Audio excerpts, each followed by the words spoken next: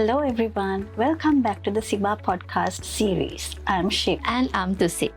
So today we are diving into something that most of our learners struggle with.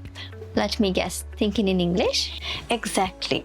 So today's episode is all about to train your brain to think in English rather than constantly translating from your native language in your head. Actually, that is an important topic because I can remember when I started learning my second language, I used to translate each and every word into English, and it was exhausting. Yes, it really can be stressful, and it also slows down your conversation. Yes, but there are practical strategies that we can apply, right? Yes. So to see when a person constantly translates everything in their head, what is the biggest problem they face?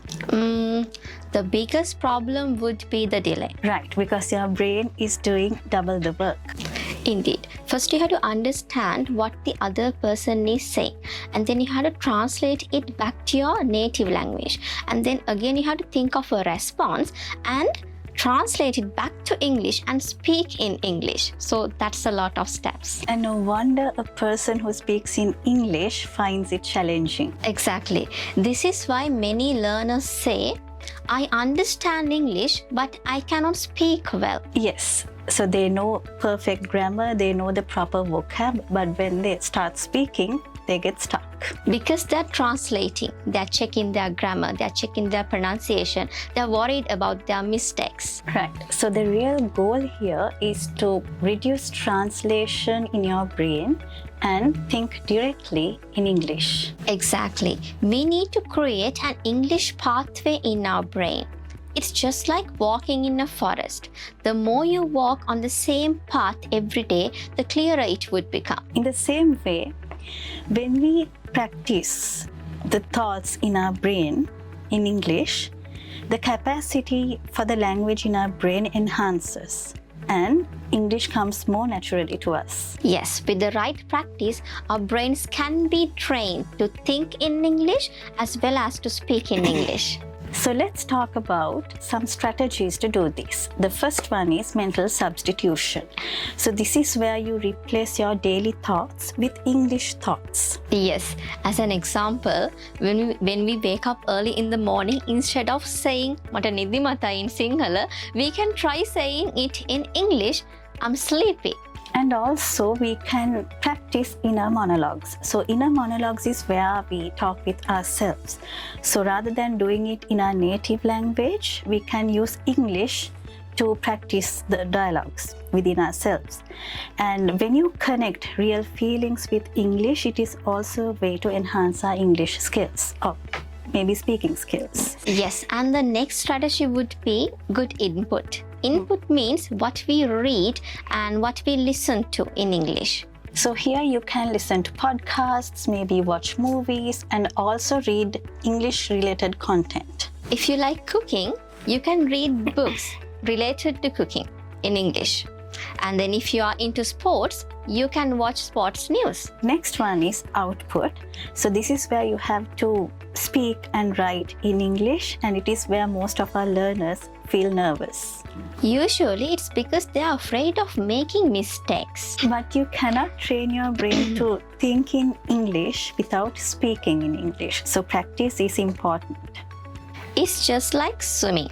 You cannot learn swimming just by watching videos. You have to get in water. Similarly, if you want to speak in English, you have to practice speaking in English. And the other one is shadowing. So shadowing is copying someone for the way they speak. So if you exactly copy the way that person speaks, how he or she uses the rhythm, the intonation, then and when you repeat it the same way, then your speaking abilities, the way you speak, will gradually improve. That's why we ask our students to watch movies in English, watch TV series in English. In that way, they can get familiar with their favorite character and they can adapt their speaking style into their communication. Also, recording is another way of improving yourself. So if you can record a speech of 2 minutes where you speak and you record yourself, then you can notice the errors you make and you can correct them. So by that way, also you can enhance your speaking skills. We have to remember that communication is more important than perfect grammar, right? So as we discussed in today's episode, if you really want to improve your communication skills in English, practice your monologues in English, read and watch English related content, and naturally you will have English in your system. Actually, this is exactly what we do at SIBA. At SIBA, we do not only teach students to memorize grammar rules or words. We let them speak in English. We let them use their English in their daily communication through authentic teaching and learning. And that is exactly why our students have a good command in their English, because they practice the language related to daily context. Because the real purpose of learning English is not just to know about the language, but to use it in a confident way. So even if you have a good command in English and you're worried to speak, then don't worry, you're not alone. Your brain just needs patience and practice.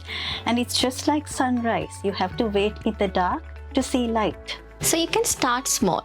Think one sentence in English today and 2 sentences tomorrow. So these small steps will naturally become a habit, and with this habit you will gain native-like fluency. So that brings us to the end of today's episode, and thank you for watching us. See you in the next episode.